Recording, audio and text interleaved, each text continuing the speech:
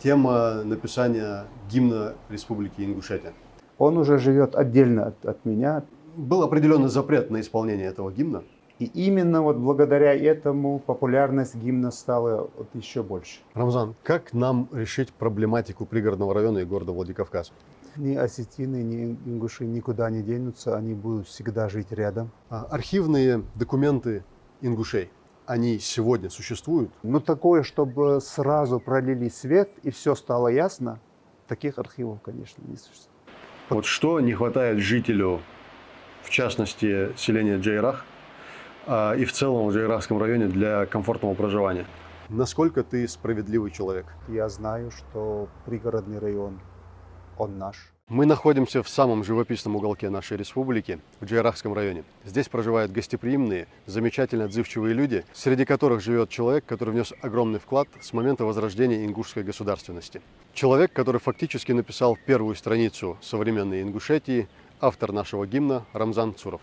لاستدت اليحقى يتشونش ما استغش حادي غيارش ازدي خلب حاكي راح قنقش شرليخ بوخ بيغارش الله ديال نتباغ الغيشن شرليخ نتباغ الغيشن الله ديال نتباغ الغيشن شرليخ نتباغ الغيشن. Рамзан, чем сейчас занимаешься?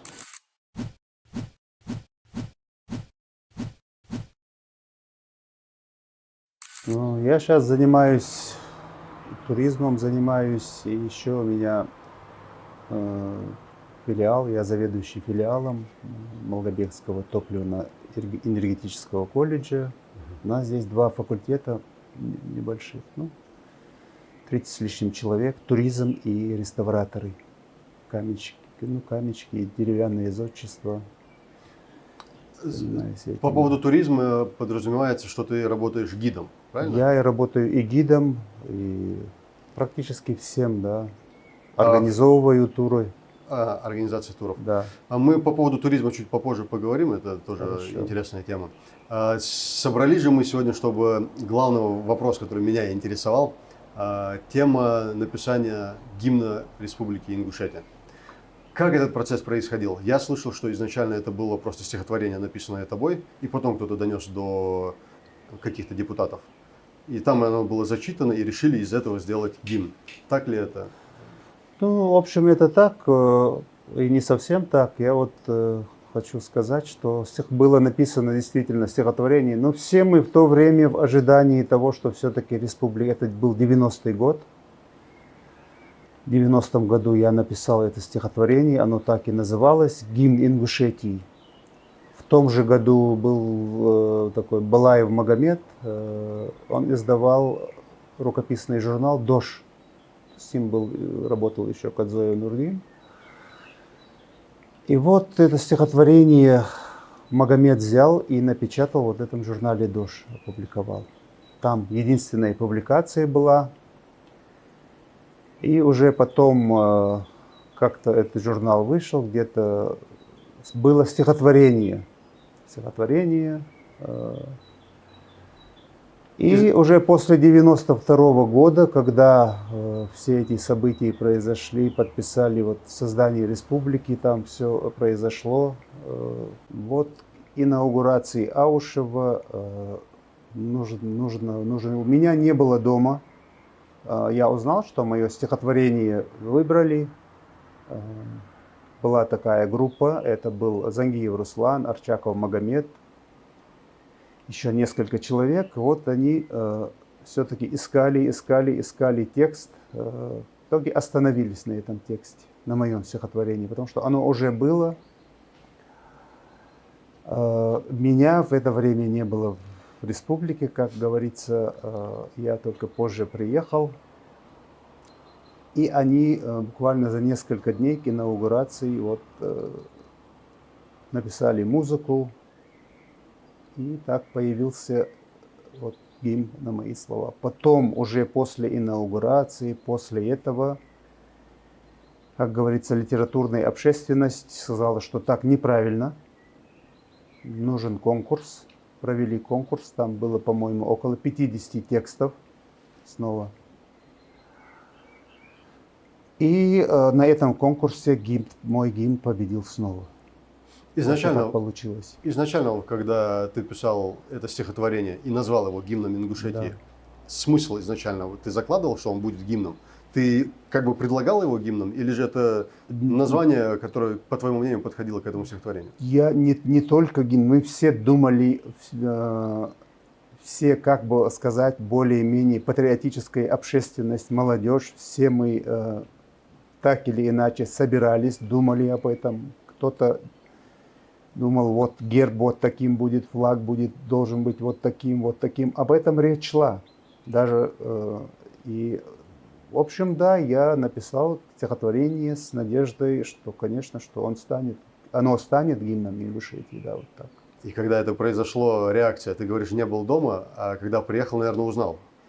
Я приехал первоначально, конечно, что бы мы ни говорили, сейчас к гимну я отношусь, как все граждане республики, конечно, и стою все. Но он уже живет отдельно от меня. Первоначально, было какое-то недовольство, потому что ребята, как говорится, музыка им понравилась, немножко усечение каких-то слов, добавление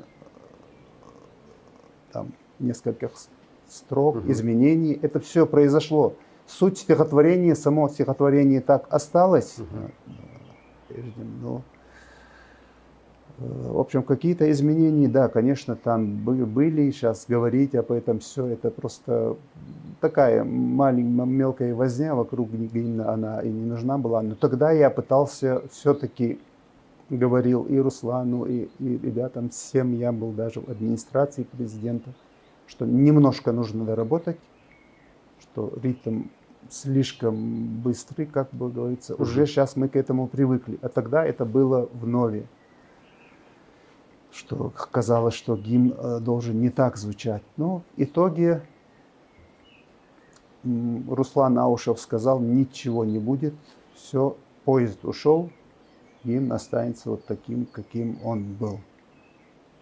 Да, вот так. Мне, во всяком случае, на сегодняшний день, в силу разных обстоятельств, там, Олимпиада или какой-то чемпионат, спортивные мероприятия, слушаешь разные гимны, и мелодия, и музыка, пока нету другого фаворита, кроме как нашего гимна. Не знаю, может, потому что оно родное, я его чаще, чем другие слышал, но так или иначе, мне кажется, это очень... Был один барнаульский профессор, он был специалист по гимнам, изучал гимны мира и написал статью. Сейчас ее нету в сети.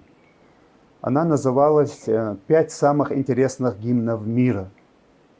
Там был гимн Ирака, по-моему, Афганистана, Литвы и Ингушетии тоже туда ушел. Самые необычные гимны мира. Вот, да, конечно, я согласен, мне в некотором исполнении, по-моему, гимназии Назрановской очень понравилось мне. И в исполнении Руслана, в втором исполнении тоже. То видите, я как Руслана автор... Зангиева. Да, Зангиева. Как автор, я вообще очень несерьезно отношусь к людям, которые с таким трепетом относятся к тому, что они сами сделали, они как-то дрожат над ним. Конечно, всегда, автор всегда хочет, чтобы было лучше, всегда. Потому что многие писатели, были писатели, которые в жизни вот написали там одну книгу, например, Ян Потоцкий. Он переделывал эту книгу всю жизнь. Это рукопись, найденная в Сарагосе. Такие вещи происходят. Это, я знаю, «Война и мир» нормально. Множество раз Да, переписывалась. Да. Ну да. Ты сказал, что тебе не понравилось ритм слишком быстрый изначально. Вначале, да. В начале не Да, понравилось. А какая у тебя была реакция, когда ты услышал гимн в исполнении группы ЛКН? Это такой более молодежный, современный рок-формат. Ну да, там я был в Москве, когда я впервые он прозвучал в исполнении ЛКН. Ну, в общем, нормально отнесся. Спрашивали ли они разрешение, консультацию, может, какую-то? Можно, нельзя? Как ты Да, отнесешь? мне звонил Умар Цуров и спросил, я дал разрешение. Как? Ну, Умар и не мог да. не позвонить Цурову, Да, дяде да. своему не позвонить он не мог. Ну да. В целом Разрешил, в целом, да. понравилось. В целом, да, понравилось. Мне, честно говоря, когда я услышал, если я не ошибаюсь, первый раз я это услышал на живом концерте. ЛКН, по-моему, это было в Москве как раз-таки, да. Я несколько раз бывал, по-моему, это было в Москве. Я помню, что там зал взорвался Да, было овациями, такое. все встали и начали, Да. там чувствовалась атмосфера. В 2005 году, когда руководителем республики был Мурат Магомедович Зязиков, был определенный запрет на исполнение этого гимна. И вплоть до 2010 года, по моей информации, Да. этот гимн был не официально, нигде его нельзя было услышать. Опять же, какая у тебя была реакция на это? Там было недовольство определенными строчками, что необходимо изменить. Естественно, я в том числе и люди, помню, возмущались сильно, потому что гимн – это сколько лет он существовал и почему он сейчас должен меняться. Людям это не нравилось. Как ты к этому отнесешься? Какая была реакция? Я к этому отнесся философски. Это же, если глава республики, если он решил, как-то он его не убрал. И именно вот благодаря этому популярность гимна стала вот еще больше. Именно вот уже в машинах, везде, когда он запретил, тогда он начал звучать везде. Это действительно правда. Да. Это действительно правда. Это Потом да, уже в период руководства Евкурова в 2010 году, ну спустя 2 года, получается, после его начала работы, Ну да. этот гимн вновь утвердили, и, соответственно, изначально, каким он был, таким он и остался. Просто при Зязикове звучала музыка, отрывок, вот чуть-чуть отрывок из музыки, слов не было, вот иногда. Рамзан, как нам решить проблематику пригородного района и города Владикавказ? Так, чтобы решение устраивало 3 стороны. Оба народа и федеральный центр. Задаю этот вопрос тебе, потому что ты сказал, что ты патриот. Не выраженное в банальном значении, как это сегодня делается. Поэтому я решил тебе такой вопрос задать.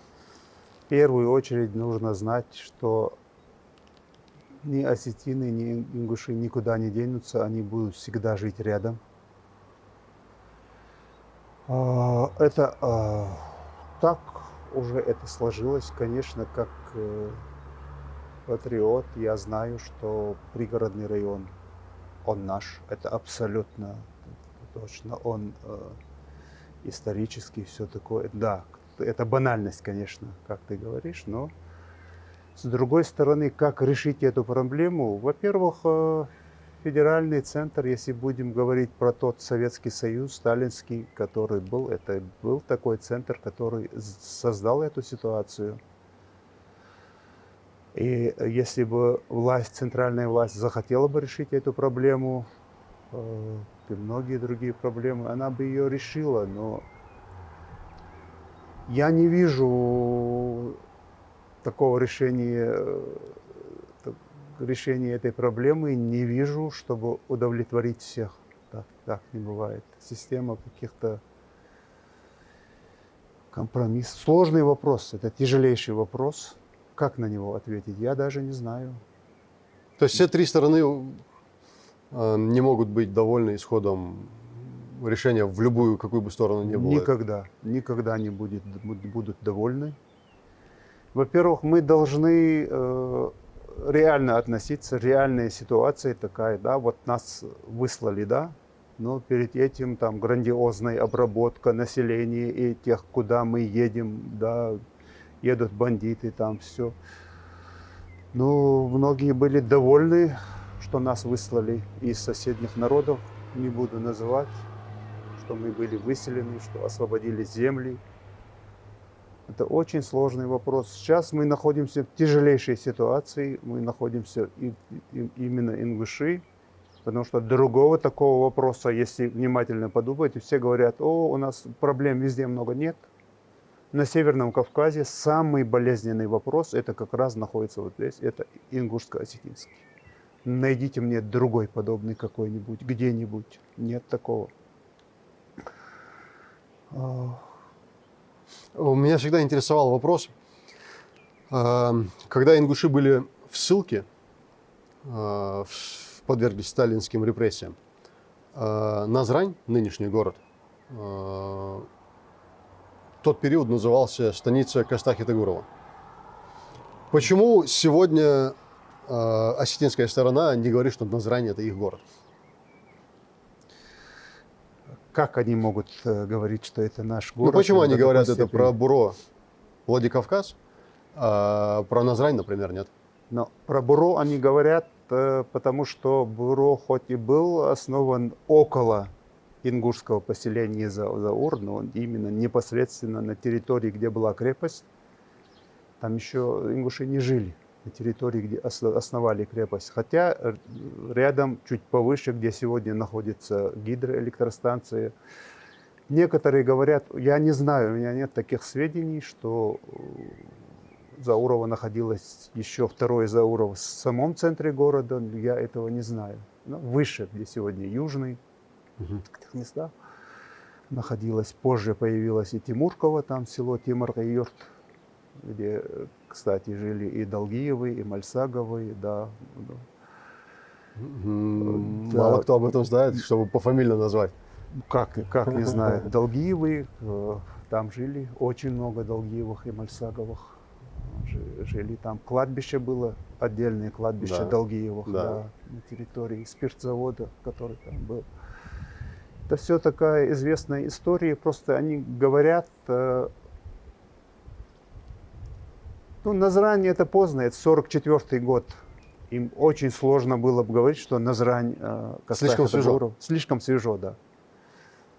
А там они могут сказать, да, на территории города и ингуши были, и осетины были, но город русский, крепость русская, Александровский проспект, это там всегда было больше армян, там русских, ну, купцов, офицеров. Могут сказать такое. Хотя, начиная в Шолдон от улицы Ватутина правее, это и при Чечено-Ингушетии на момент нашего выселения, это была Чечено-Ингушетия, граница проходила там, да. Тобой написана статья в 2008 году, если я не ошибаюсь. Она называется «Край крайностей» или «Кирпичи ингушского менталитета». Возможно, к своему стыду я ее прочитал совсем недавно, пару недель, недели 3, может быть, назад. Я ее опубликовал у себя в социальной сети.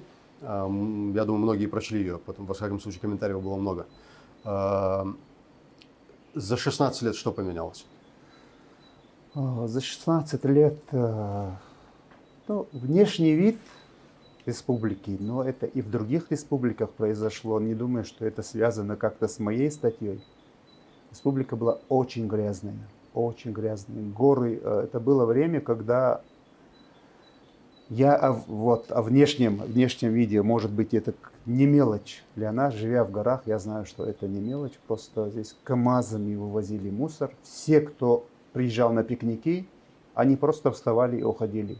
Все оставалось на месте, это накапливалось.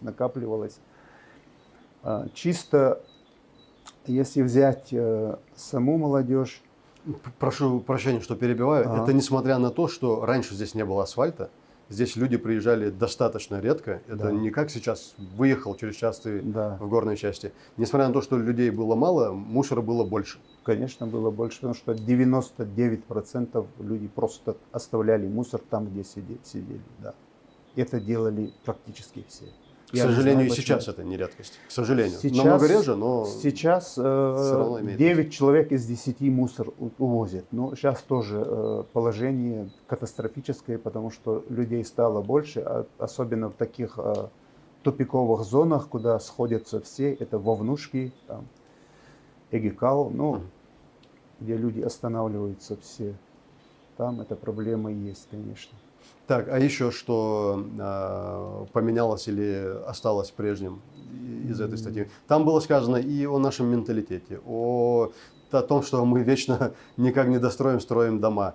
Видеться, не видеться с матерью, отцом своей жены. Там было все сказано. Что-то просто рассказано о менталитете, а что-то о том, что необходимо было бы изменить, на мой взгляд. Вот какие-то изменения в лучшую сторону проявляются или в худшую? Я там не говорил, что все нужно изменить. Многое, конечно, нужно оставить. Единственное, вот все это желание двор, дом, ворота, забор, что больше ничего не должно быть. Я предпочел, чтобы был дом, чтобы в доме были книги, чтобы как-то уделяли внимание своему языку. Вот берегли язык, знали, что это язык, это драгоценность. Вот с всего этого понятия, ну, начинаешь об этом говорить, ну, к тебе относится, ну, в лучшем случае, как к такому чудаку какому-то. Да, ты начинаешь об этом говорить. Инакомыслящий, Да, получается, в лице народа немножко да, с отклонениями, да? Да. Вот для кого была изначально написана эта статья? Вот написано, да, какой-то посыл он нес, чтобы люди поменяли сознание, может быть, начали задумываться. Для кого она написана? Конечно, посыл там был, и я ожидал, но очень отрицательного отношения к себе, я это ждал. И самое удивительное, что редко кто как-то в мой адрес какие-то там оскорбления в сети, просто это были единицы. Но многие там не из республики, там другой национальности люди писали, что действительно статья написана с любовью к своему народу. Но это было так давно, Чуборц. Конечно, после этого я написал еще много статей, но почему-то она вот такая была взрывная. Данная статья в 2008 году, это достаточно резонансное, как мы сказали, событие, скажем так, написание. А вот Рамзан Цуров, который является автором гимна, имеет такой статус народного любимца многих, я более чем уверен, он с большей уверенностью может такие вещи говорить, нежели простой рядовой житель Ингушетии. То есть выражать такого рода мысли автору гимна позволительнее ли вот такому человеку? Вот так вот сформулирован этот вопрос. Я думаю, с 17-летнего возраста, еще когда я был студентом в Грозном, мое поведение, ну, люди меня знали, они не могли, наверное, многие подумать, что я как бы, ну, не знаю, наверное, все-таки проще, да. Я со школьного возраста как бы считаюсь патриотом. Всегда действовал, жил в этом плане. Не было такого, ну, кто меня не знал, там несколько человек, были какие-то оскорбления, там мой адрес, там, и это автор гимна, и это пишет, предатель, да, вот. Очень мало, очень мало. Большинство людей из интеллигенции, кого я видел, они говорили, да, надо было это написать, но я бы не смог, я бы побоялся. Все говорили, и все, и литераторы, все были, рано или поздно это надо было написать, потому что нам нужно меняться. Меняться это не значит многие обычаи, которые у нас вроде бы, да, считаются они вполне хороши, а не надо их менять. Абсолютно, я так считаю. У меня вопрос как к историку и вообще эксперту. Либо развеять этот миф, либо подтвердить действительность этого факта. Архивные документы ингушей, они сегодня существуют в Грузии, там, не знаю, в Англии, в Армении, в ближайших странах СНГ и так далее. Мы говорим о том, что все было уничтожено в период ссылки, и в 92 году, и при Чечено-Ингушетии во время развала. Разная информация есть. Вот сейчас какие-то архивные документы существуют? Самый главный миф вот, про Армению, что там в армянских архивах существует что-то, проливающее свет на ингушскую историю. Конечно, это не совсем верно. В Грузии есть документы, которые относятся к 18-19 веках, ну, более ранние, самые ранние, к 17 веку. В церковных архивах, конечно, хранятся какие-то документы, которые могут пролить свет на личности, на что-то, может быть. Но все грузинские архивы, все, что там можно, я сам там какое-то время работал, Бешнах Газиков работал. Может быть, там что-то, но такое, чтобы сразу пролили свет и все стало ясно, таких архивов, конечно, не существует. Потому что они уничтожены? Нет, уничтоженный Владикавказский архив, конечно, там многое, что касалось ингушей непосредственно, там их отношение к городу, конечно, многое уничтожено. Да, это правда. Но не в Грузии, наверное, все-таки. Грузия это все-таки другая республика. Отступая немножко от нашей основной темы, скажем так, про туризм. Туризм в Республике Ингушетия – это вот вопрос как гиду в первую очередь. Приезжает сюда турист. Турист в Ингушетии нужен для того, чтобы ему рассказать про Ингушетию, или же все-таки коммерческая основа в этом тоже имеется? 50 на 50. Конечно, нам важно, что идет информация. Многие снимают здесь тысячи и тысячи роликов про Ингушетию. Раньше же этого не было. Ну и, конечно, какая-то часть людей на этом зарабатывает, кормит свои семьи. При этом я могу сказать с уверенностью, с абсолютной уверенностью, туризм в Ингушетии все еще сегодня на последнем месте на Северном Кавказе. Я тоже замечаю. Это на последнем месте. А вот как житель Ингушетии, турист, тем более человек, который проживает в Джейрахе, турист здесь нужен? Турист здесь нужен, конечно, будет развиваться. Сувениры будут делать, кто-то начнет, гостевые дома, все. Турист не наносит вреда нашей природе. Они забирают свой мусор, все. Наоборот, только пользу. Я несколько видеороликов смотрел, как туристы убирались за местными. Ну, как бы это ни было прискорбно говорить, но это есть. Я лично видел, как туристы убирают мусор за нашими. Я это видел сам. Такого, чтобы турист бросил мусор, бутылку, такого, может быть, нет даже ни одного случая.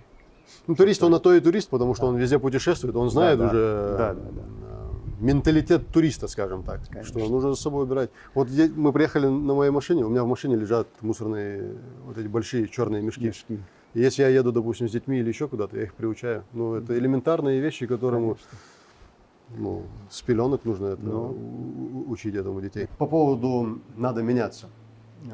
Как изменить сознание человека, вообще в целом, сознание нашего общества, чтобы начали, наверное, больше думать, анализировать, думать наперед, прогнозировать. Понятное дело, что все от Всевышнего Аллаха, но мы должны прогнозировать, анализировать и уметь это делать. Вот как сознание общества поменять в лучшую сторону? Нам не говорят, что мы не должны прогнозировать. Наоборот, это нужно делать без прогнозов, без каких-то стратегических. У нас вот мы живем просто даже, если взять соседние народы, не будем их называть, много, мало, все равно у них какие-то хорошие они или плохие, это уже другой вопрос. Но у них есть какие-то стратегические планы вот, развития. Ну что нужно делать? Вот несколько направлений каких-то основных взять. Да, что-то у нас поменялось, конечно, вот с учебой, вот наравне с домом. Пусть это в какой-то мере, да, делается, чтобы похвалиться. Мой сын там в РУДН, там этот, дочка там. Все равно это дает какие-то результаты с учебой. То, что учеба детей у нас стала на уровень с тем же домом, это, да, какой-то плюс, да, все-таки есть. Чтобы было понимание у зрителя, я хочу сообщить, что я подкреплю ссылкой на вот эту статью, о которой мы говорим, потому что много вот была отсылка наравне с домом, ты сказал, чтобы люди имели представление, я подкреплю ссылкой. Вот все-таки изменение сознания. Вот есть, допустим, определенный человек, в котором можно увидеть лидера общества, лидера определенной, не знаю, группы людей. Что этот человек должен предпринимать или предпринять, чтобы за ним пошли люди, если мы в целом видим, что этот человек, он идет по правильному направлению, на развитие, на интеллектуальное повышение сознания общества? Что он должен сделать, какие шаги он должен предпринять для этого? Сегодня наша молодежь находится в таком состоянии, что повести их за собой может кто угодно, если он поставит какую-то цель. Я не буду вдаваться в эти подробности, даже по совсем неправильному пути, в плане религиозном плане, в другом. Я это вижу. Молодежь Она внушаема у нас, ее можно повести за собой, даже по неправильному пути. Наверное, сегодня оно так и происходит. Да, оно так и происходит. У нас много сожалению. ниш незанятых. Вот я приведу один пример. Вот у нас общий знакомый есть такой человек Тимур Агиров. Мгм. Он сейчас находится здесь в горах, делает пропуск, снимает Нил, снимает наши горы, башенные поселения, открывает вот этими телевиками какие-то башни еще высоко в горах, скалах. У меня дома есть его путеводитель горной Ингушетии. Что-то нашел. Но нет такого же ингуша, который делает, он должен был быть, и не один. Если бы такой человек пошел бы в Кабардино-Балкарию, там, Осетию, даже в Чечню, сказали, а зачем? У нас есть свои люди. Ингушетии эти ниши пусты. Тот, кто умеет снимать, тот уезжает куда-нибудь за границу, там снимать что-то другое, зарабатывать там деньги. Несколько фотографов хороших у нас есть. И много-много-много ниш незанятых. У нас практически никто не работает в архивах. Я это знаю точно. Если скажут, вот он, Газиков туда. Ну, Газиков он один. Множество ниш незанятых. У нас люди в основном зарабатывают деньги. Это неплохо. Без денег не прожить в этом мире. Их нужно зарабатывать. Но должен быть какой-то баланс. Должно было быть уважение к людям, там, науки, искусства, творчества. И этого уважения я могу сказать, что сегодня ноль. Я могу это утверждать, потому что во время моей юности в этих горах долгое время жил Али Хашигульгов. Ну, все знают, да, Али Хашигульгов. Долгое время жил. Он буквально работал здесь за 100 человек. Он собирал слова, он собирал фольклор, он систематизировал, он изучал, он фотографировал башни, он названия скал, гор, много чего. И это 10 лет, 20 лет. Вот о чем я говорю в своей статье, что нужно менять приоритеты. Если человек становится министром и украдет там 30, 40, 50 миллионов рублей за время своей работы, даже долларов, он становится уважаемым человеком от того, что он смог это украсть. Это считается, да, успехом жизни. А вот такие, как Али Хашигульгов, который фактически всю свою жизнь положил на ингушский язык, фольклор и все сопутствующее. Вот приоритеты нужно менять. Вот о чем речь. Мы сейчас находимся возле башни рода Цуровых. Расскажи немножко историю про то, как она сейчас, в каком виде она сейчас есть, как до этого дошло, почему именно здесь живут вокруг люди, новые постройки, а в других местах этого нету. Вот смотрите, в первую очередь башня замечательна тем, что к ней не прикасалась рука реставратора. Вообще никогда с момента ее постройки ничего, кроме одной дыры, которая внутри двора была, ну что в 44-м или 45-м, точно не знаем, башня была подготовлена ко взрыву, чтобы ее взорвать. Что-то пошло не так, каким-то образом она уцелела, осталась. Кроме этого, башня не реставрировалась никогда, кроме площадки, которая была подлита снизу.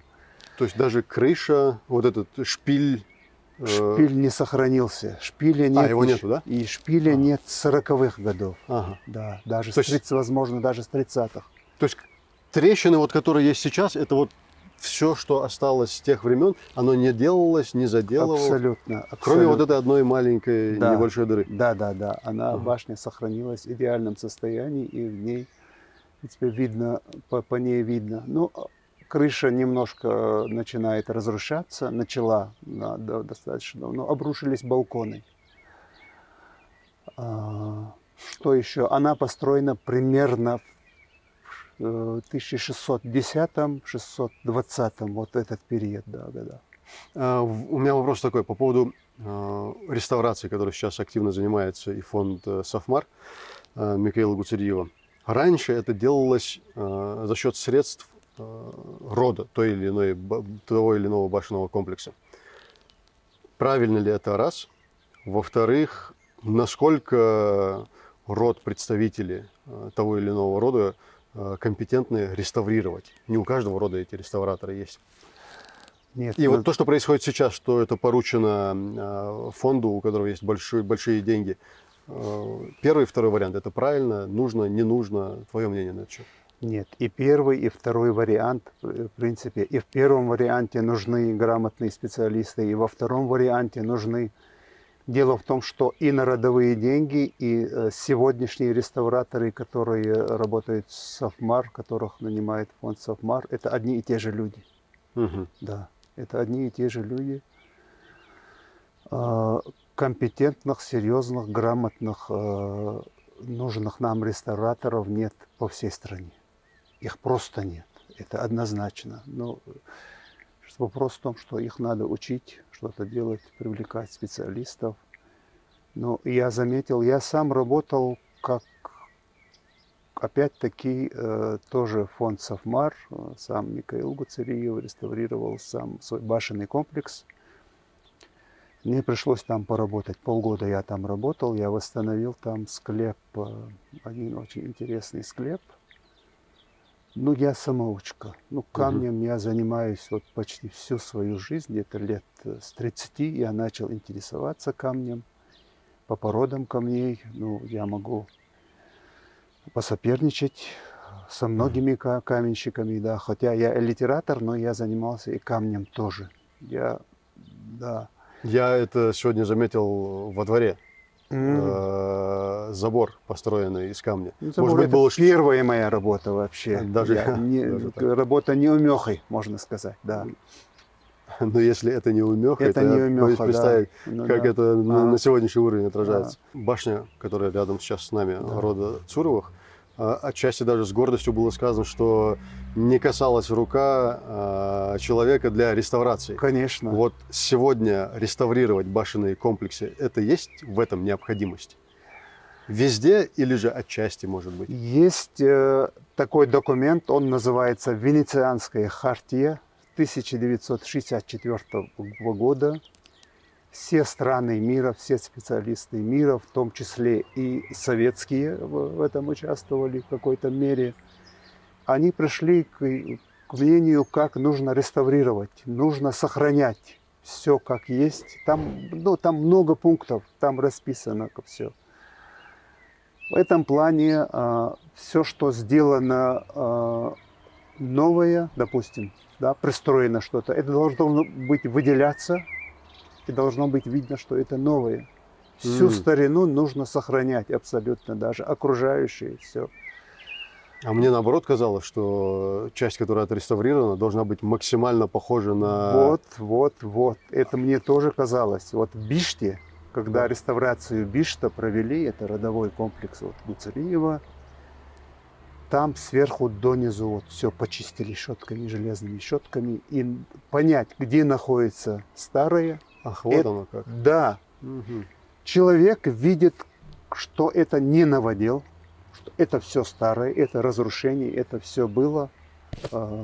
Вот это такое есть в Венецианской хартии, которая принято, признано. Больше другого документа уже после него нет. Это 1964 год. То, что разрушается, нужно делать, правильно? Реставрировать. То, что разрушается, нужно делать. Есть понятие, можно законсервировать, да, и оставить. Такое тоже можно.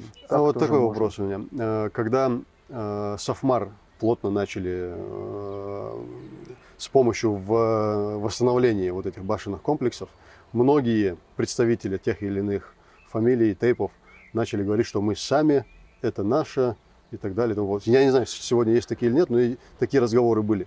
Как относиться к таким людям? Как им донести мысль, что это не ваше, это общее, национальное, ингушское? Вот эта башня, она как бы башня рода Цуровых, но она моя в том числе, как ингуша, Я представители. всегда так говорю. Вот. У меня нет. Как до них донести Все это? башни мои, все башни наши. И моя, твоя, и Да. твоя, моя. Все Да, правильно, так и я должно так быть. говорю. Вот до таких людей как правильно донести эту мысль? Ну, работать надо в этом направлении. Нам долго придется работать. Это с говоря о этим. сознании людей. Да. Роман, еще вопрос по поводу приграничной зоны, вообще в целом этого поста с обеих сторон, двух постов. Насколько оно мешает местным жителям? И вообще в целом, на твой взгляд?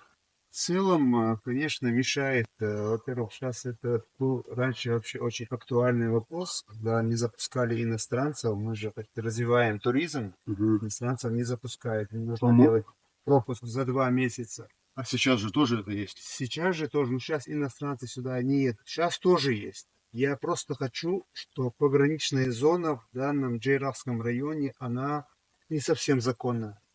Ее сделали просто как бы по своей прихоти, весь район сделали. У нас пограничная зона шириной от 8 до 25 километров. Пограничная зона. Мгм. Должна быть 5-километровая полоса. По самой линии границы с лесной зоной как-то с этим еще можно было Мгм. смириться. А тут сделали все села, все сделали пограничной зоной. Решать надо этот вопрос. Нигде этого нет на Северном Кавказе. Несмотря на то, Мгм. что и Чечня граничит с другой Все страной, республики граничат. Дагестан Все и граничат. Осетия. Нигде ничего подобного нет, нигде больше. Мгм. А для местных это является проблемой? Для местных такой большой проблемой и это не является, потому что мало пока не влияет так на жизнь, особо не влияет. Уже приспособились, взяли пропуска для отгонного скотоводства, для всего этого. У всех, кто этим занимается, есть пропуска, и проблем у них нету. Поэтому как-то она проблема не выявлена. Но если туризм будет развиваться, для туристов это большая проблема для развития туризма. И еще один вопрос. У всех есть горнолыжные курорты в таких снежных зонах Мгм. у ледников. Мгм. Вот огромный Мамисон строит в Осетии. И туда можно проехать вообще без проблем. А нам съехать с дороги в лес нельзя. Нужен пропуск. Мгм. Вот такая проблема. Она, конечно, есть, ее нужно решать. В самом начале пробовали, ничего не получилось. Ну, я помню время, когда даже вот мне как жителю, даже если я зарегистрирован на территории Республики Ингушетия, но не в Джейрахском районе, я должен был получить пропуск за 1 месяц, подать документы. Да, я помню, было. Плюс-минус хочу пожарить шашлыки, я должен за 1 месяц делать. Ну, Да. да, облегчение, но также у меня было, лично у меня было несколько случаев, когда я забыл паспорт и меня не пускают. пропустят. Да. Не Я говорю, у меня есть пропустят. права, могу оставить эти права, на обратном пути заберу. Нет, не пропускают. Ну, это, конечно, большая проблема. Да, несколько дней назад жительница Белоруссии так тоже развернули, отправили, хотя она купила тур, все такое, да, это проблема. Рамзан, сейчас мы находимся внутри башни, боевой. Это считается первый этаж или цокольный? Какой? Это первый этаж. Это первый этаж. Да. Отчасти я знаю ответ на следующий вопрос, но тем не менее, что находится в подвале? Для кого он был? Вот смотрите. Вот этот нижний этаж, он получался как бы незапланированно. Почему? Потому что первый лаз в боевую башню, во все боевые башни, он находится на высоте примерно 4,5-5 метров. 5,5 метров. Вот на таком уровне. Его специально не планировали, чтобы был какой-то нижний этаж. Просто внизу нет входа.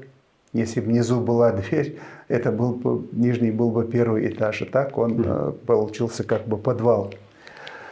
В такие тяжелые боевые военные времена, когда были нападения, все это, конечно, если вдруг захватывали пленников, да, вот осажденные, да, сами могли провести атаку, захватить пленников, их держали здесь. В более мирные времена использовалось для разных целей. Там могли Скотина, да. в том числе. Нет, скотина не могла забраться сюда.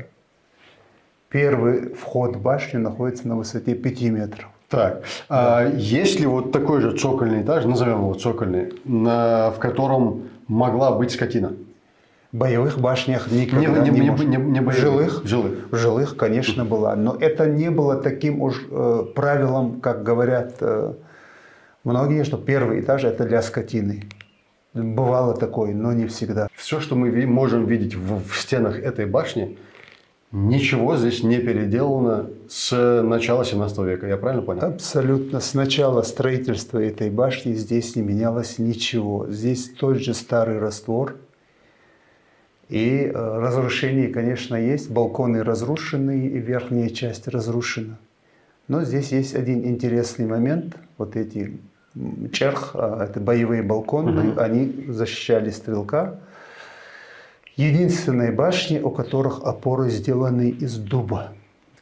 Почему? Потому что, скорее всего, не могли найти каменные плиты нужной длины в этом районе. Да. Еще интересная особенность башен в Джейрахе и в Эзми, то, что они построены на 90% из андезита. Это вот вулканическая порода, камень, теплый камень его называют по-ингушски.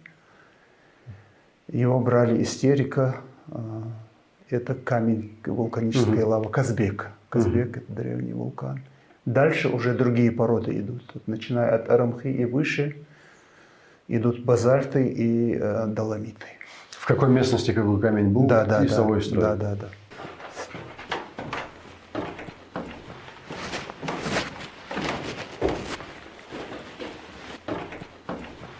На каждом этаже башни, любой, есть выступы в виде вот таких камней. Для чего они, что они, для чего предназначены? Это элементарные такие вещи. Башни строились, мастер стоял, тогда не было наружных лесов, были только внутренние помосты. Вот он помост положил, достроил примерно метр, сделал вот выступ этот камень, себе. выступ себе, снова помост сюда и так наверх. Но уже в конце, когда он выводил уже крышу,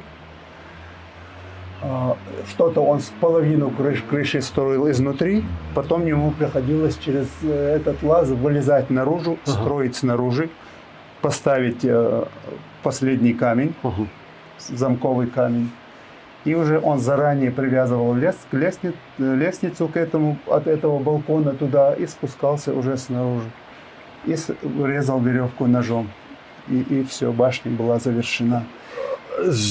По поводу сроков строительства, 1 год не справился, то это оставлялось. Это правда? Было, это правда. Это действительно правда? Это правда. Чтобы добиться этого результата, готовились долго. Могли готовиться к строительству башни 10 лет, собирать камень. Могли 5, могли 3. Но так, чтобы с момента укладки первого камня за календарный год ее завершить. При этом зимой раствор нельзя было делать. В итоге у них получалось даже не год, а меньше, месяцев. Даже меньше. Да. Стоя здесь наверху, мы слышим и речку, мы видим изумительные пейзажи, очень красиво. Но кажется, приходишь, здесь можно вот днями, ночами, месяцами, годами жить. Но так или иначе, инфраструктуру никто не отменял. Вот что не хватает жителю, в частности, селения Джейрах, и в целом в Джейрахском районе для комфортного проживания? Какие минусы, какие плюсы есть? Плюсы мы знаем, минусы.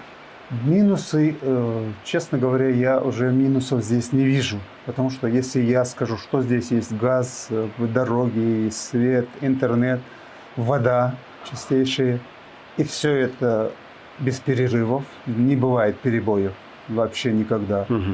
Никогда не бывает с этим. Интернет, все есть. Я не вижу разницы. Конечно, всегда хотелось бы чего-нибудь такого, чтобы... Нужны какие-то сетки, чтобы осыпающиеся дороги вот предохранить, да, осыпи. И, я думаю, и все. Так жизнь комфортная. Но что было 15 лет назад и что сейчас, я думаю, Большая как разница. минимум за счет наличия асфальта, Конечно. асфальтового покрытия. Конечно. Я просто еще застал времена, я очень часто сюда ходил, когда еще асфальта не было. Да. Если со стороны Нестеровской, Алхасты и так далее, это 2 часа минимум надо было ехать. 10 просто по грейдеру. поездок машину ставили на ремонт. Да, 10 да. поездок торгим, и машину ставили на ремонт. Да, там 20 километров в час, это даже была роскошь. Да. Сейчас всего хватает, все, жизнь в целом не удручает, скажем так. Нет, не удручает. Здесь есть все. То есть, если мы условно городские говорим, что нам не хватает тротуаров, нам не хватает, там, не знаю, пыли много или еще что-то, то здесь таких проблем нету? Нет, здесь нет. Можно это назвать посланием для городских, чтобы они сюда переезжали? Или вы не пускаете сюда? Но здесь на самом деле очень мало места, где можно что-то построить. На самом деле. А там, где и есть, оно все на склонах, на Да. таких резких уклонах. Ну да. Рамзан, я думаю, стоя на такой высоте и при таких красивых пейзажах, я думаю, никто не просил никого какой-нибудь ценный совет и пожелание дать подрастающему поколению. И не только подрастающему, в целом. Совет как ингуш для ингуша. Что бы ты мог пожелать? Как ингуш для ингуша, вообще в первую очередь, как человек, всю жизнь находящийся среди книг, я бы посоветовал читать настоящие хорошие книги, потому что знаю, что читают очень мало читают. Любить свою родину и самое главное не пренебрегать языком. У нас очень богатый язык, ингушский язык. Если вы даже возьмете, выбрать какое-нибудь слово, например, да, если у нас слово «достом», переведите его на русский язык. Чтобы перевести его на русский язык, нужны 30, 40, 50 слов, и все они в одном этом слове. Вы никогда не переведете Потому что это слово одним словом. используется в разных случаях разным значением. Даже не столько, чаще всего оно используется в одном значении, но туда входит десятки слов других языков. Это может быть как поступок, это может быть как человек.